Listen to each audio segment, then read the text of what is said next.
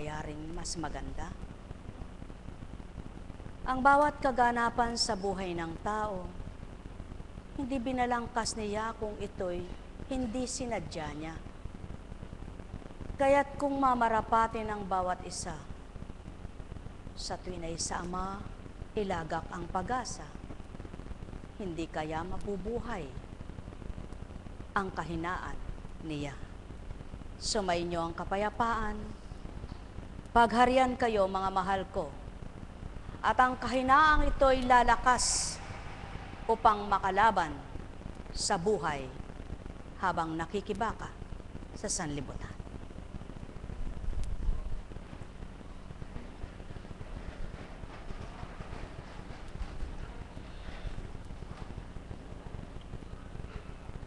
Maligayang bati sa lahat ng may kaarawan. Patnubayan kayo ng Ama, Anak at Espiritu Santo. Buhay po ba ang Diyos? Nakakainip po ba? Nakakabagot po ba? Sadya pong kailangang magbatang bawat isa. Kung kayo man ay nainip, dahil matagal na kayo kung ang kakatwiran ninyo, siguro po kung papaano kayong naiinip, papasok ang pagkainis, ano? Talaga pong yan ang totoo. Ang taong naiinip, dumarating yung pagkainis. Pag hindi natimpi yun, hindi makababatang maghintay. Buhay po ba ang Diyos? Ibase nyo na lamang po kung halimbawa may hinihintay kayong kapwa nyo at hindi siya masyadong mahalaga sa buhay nyo. Habang hinihintay nyo siya, naiinis kayo. At maring ang hindi makapagpigil sa pagkainis, sasabihin niya, para naman kung sino siyang napaka-importante. Kaya sa pagkainis, aalis na. At kapag nagkita sila, sasabihin niya, ay ba't di mo ako hinintay? Katagal mo naman kaya. Nainis na ako. Sa tao pwede mong sabihin yan at pwede kang mainis. Pero kung nasa mabuti pa rin ang damdamin at isip mo, hindi ka maiinis. Subalit sa Ama, kahit na magpakainis ka, hindi mo siya pwedeng pagmalakihan. Sapagkat pag nagmalaki ka sa Kanya, para ka nagtampo sa bigas. Buhay ba ang Ama? Kaya maraming nilalang sa pagkabagot, pagkainis, nawawala ang pag-asa, nawawala ang pananampalataya, nawawala na'y pananalig niya. Para naman kung hindi na siya mananalig at mananampalataya, ay may magaganap na mabuti sa kanya. At yan ang hindi dapat ginagawa ng tao. Sapagkat pwede kang hindi magbatang maghintay kung ang hinihintay mo ay tao.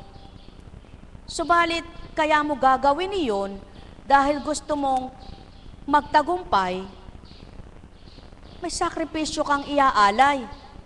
Katulad ng isa kang lingkod at may nagaganap sa buhay mo na, bakit naglilingkod ka na, nagaganap pa yan sa buhay mo? Kung hindi mo yan babatahin, talagang tutugot kang maglingkod.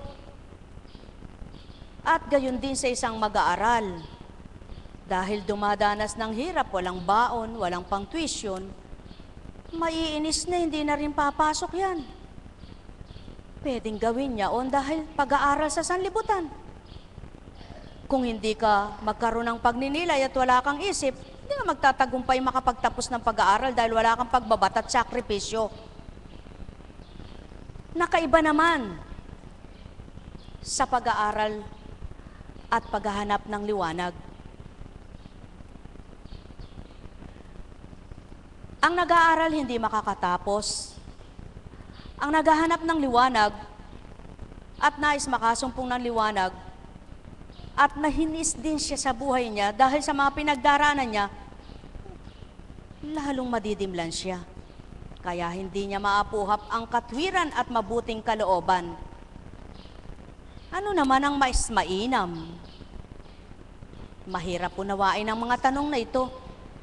Subalit, alam niyo baga mga minamahal ko, kayang mawawaan ang nasa espiritu. Sapagkat, ibig lamang sabihin, ang taong mapagbata, may pagpapalang kakamtin siya. Sapagkat, sa pag-aaral man kung hindi ka naiinis at hindi ka marunong mabagot, mainip, bagamat wala kang baon. Bagamat nahihirapan ka sa mga pinagdaraanan mo, dunay pagsusumakit ang gagawin mo sapagkat nais mo makapagtapos. Hindi mo alintana yaon. Sa paghahanap ng liwanag, dahil gusto mong magbagong buhay, gagawin mo rin ang isusuko mo ang lahat para magawa mo na maapuhap mo yung tunay na hinahanap mong liwanag ng buhay. Kaya, mga mahal, ang paghahanap pala ng tagumpay, hindi nakakamtan ng mga taong mapagbagot sa sarili. Yung taong hindi matimpiin, madaling mayamot, madaling mainis. Mga mahal, kaya hinihingi ng mga banal na aral. Sa tuwin ay inuulat, matutong timpi. Sapagat kapag ang pagtitimpi nasa sarili na, nagagawa mong unawain ang mahirap, unawain. Buhay ba ang Ama?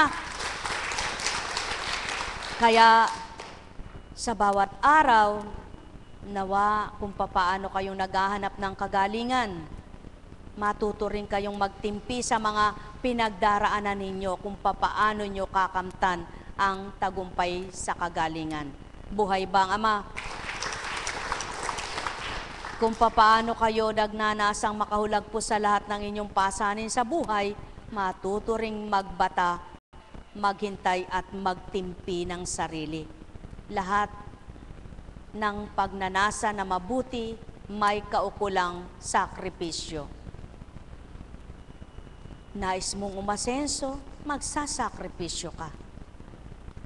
Umasenso sa buhay, umasenso sa pananampalataya. Nais mong matutunan ang sanlibutan, magsasakripisyo ka. Nais mong matutunan ang pangkabanalan, magsasakripisyo ka. Lahat binibigyang tuon ng mga taong may pagnanasa ang pagtupad sa sakripisyo. Kaya yung taong hindi marunong magsakripisyo, laging galit siya. Laging nalilito, sa tuwin ay nagugulumihanan siya. Subalit yung taong nakakaunawa sa sakripisyong dinadalan niya, patuloy na umaasa at nagtitiwala siya. Kaya naman, dahil sa kanyang ginagawang pagtitimpi, di niya naalalang nahihirapan siya. Hindi niya nadaramang siya pala'y hirap na. At wala sa guni-guni niya, tapos na pala problema niya. Nakita niya na lamang, aba, nakahulagpos na ako, hindi ko namamalayan. Mga mahal, ang lahat ay hinihinga ng pagkakataon. Subalit, ang paghingi ng pagkakataong yan ay hindi lahat magbibigay. Kaya, kung ang taong naghahanap at nakasumpong ng liwanag, hindi man hingin, tutuparin niya rin. Sapagkat alam niya nang gawin ang marapat na kinauukulan nung dapat niyang kamtan. Buhay ba ang Ama? Kaya sa inyong lahat, pagharian kayong ganap. Buhay nga ba ang Ama?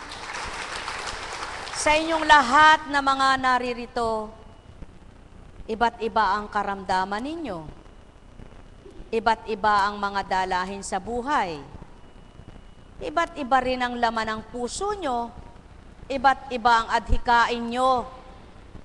Lalong iba't iba ang mga pangarap nyo. Iba't iba rin ang laman ng isip nyo. Sa magkakaiba na yan, isa pa rin Ama ang makatutugon ng lahat ng iyan. Walang iba maliban siya. Kaya batahin nyo, pagbatahan nyo, yamang hinahanap nyo siya. Kung ano ang magiging dapat nyong batahin ay batahin hanggang sa hindi nyo namamalayan, pinalalaya niya rin. Buhay bang Ama? Kaya nga, makukuha pang magtawa ng mga nagbabatang totoo. Nakukuhang nagiging masaya ng mga nakikipagtotoo. Nagagawa pang makatawa sa kabila ng dinadala sapagkat ang nagbibigay sigla't ligaya yung pinaglilingkurang totoo tapat niyang tinatawagan sa tuwina. Ang may pandinig ay nakarinig. Sumainyo ang kapayapaan, pagharian kayo, at ito ang